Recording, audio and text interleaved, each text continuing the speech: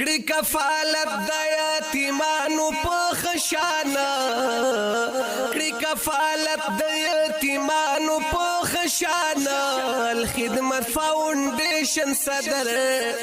زمونږ د سبزالي خان الخدمت فاونډیشن صدر زمونږ د سبزالي خان کړي کفالت د یتیمانو په خشانه الخدمت فاونډیشن صدر زمونږ د سبزالي خان الخدمت فاونډیشن صدر زمونږ د سبزالي خان دی کی خیرات او صدقات د زړه په مینا ورکړه دی کی خیرات او صدقات د زړه په مینا ورکړه هم زکاتونه په اخلاص ورتم اومینا ورکړه دغه د لپاره خدا سي د روزه اول نه منګه الحمدلله د افطار یو پروګرام شروع کړو او تر اخره پورې کوم د الله په برکت باندې وچلې دو داغه نورسته منګه عید ګفت کوم د ماشومان یتیمانو لپاره واګه فیزارو او کپړې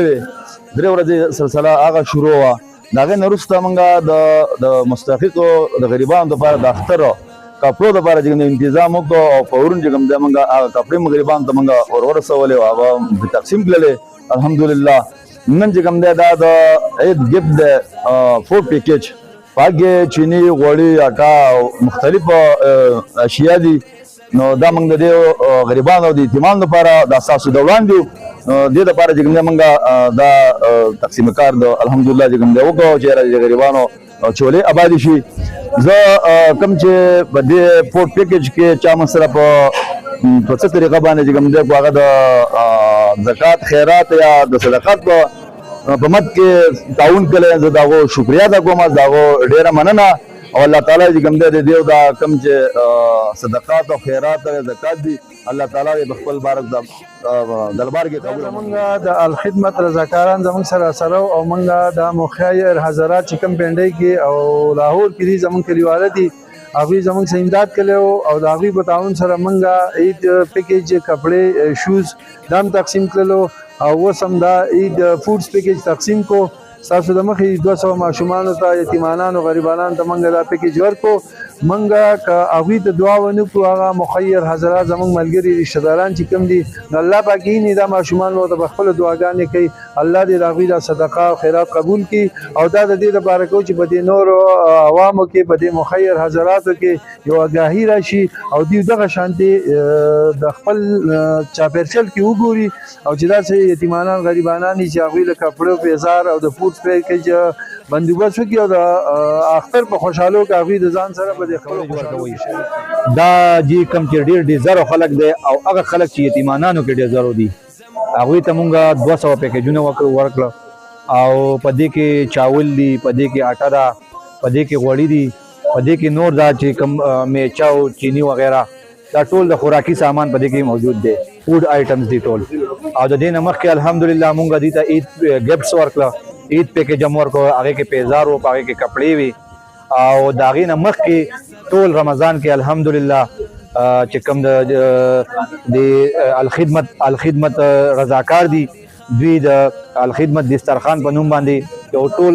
پروګرام وچلو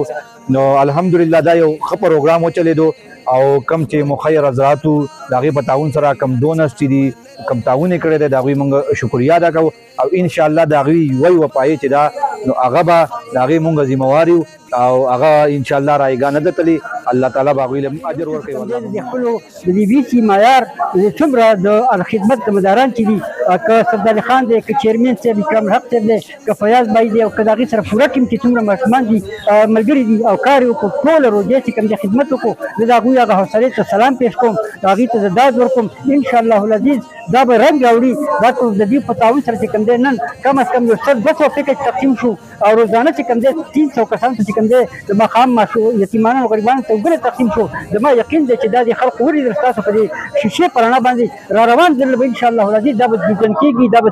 ډیزاین کېږي دا به انشاءالله موږ د ټول یو کوڅه ته دا سلسله رسوو نو موږ د ټولو ملګرو کارکونانو شکریه ادا کوو ستاسو هم شکریه ادا کوو چې دا اواز زموږ د قوم ته د مشرانو ته او دغه خلکو شکریه ادا کوم چې زموږ بسم الله الرحمن الرحیم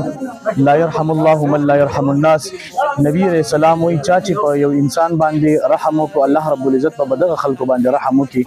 الحمدلله ثم الحمدلله. نن که د ملک حالات وګورئ نو ډېر خلک غربت طرف ته روان دي د چا سره د یو ټیم د روټۍ هغه چې د پیسې نشته دی. الحمدلله الله رب العزت دی الخدمت فاونډیشن دی مشرانو ته او دی کارکونانو ته الله ډېر لوی اجر ورکړي چې په دې دومره سخت حالت کې انسان په خپل ځان پسې حیران دی او دی بیا خپل ټیم راواغستو دی غریبانو له او دی فقیرانو له ورکو الله دې ولر دې بدلی ورکړي. زموږ طرف نه هر یو کس تک هغه هر یو تنظیم والے زموږ طرف نه ورته دا درخواست دی چې تاسو باقاعده د الخدمت فاونډیشن سره ودرېږئ او د دوی سره خپل هغه مالی تعاون وکړئ چې دوی تاسو هغه پیسې په سم ځای کې ولګئ. تاسو کم تعاون کړی دی الحمدلله تاسو وکتل چې هغه باقاعده پیکچونه تقسیم شو د اول د یتیمانو دپاره بیا هغه غریبانان چې هغوی بالکل وس نه کړو د هغوی دپاره هغه پیکچونه تقسیم شو. انشاءالله تاسو پیسې هغه بې ځایه نه لګي. تاسو ټولو ته زموږ د طرف نه دا دعوت دی چې تاسو د الخدمت فاونډیشن سره په هر ځای کې چې نو تاسو مالی او جاني تعاون وکړئ. الله دا ټول ملګري خوشاله کړي.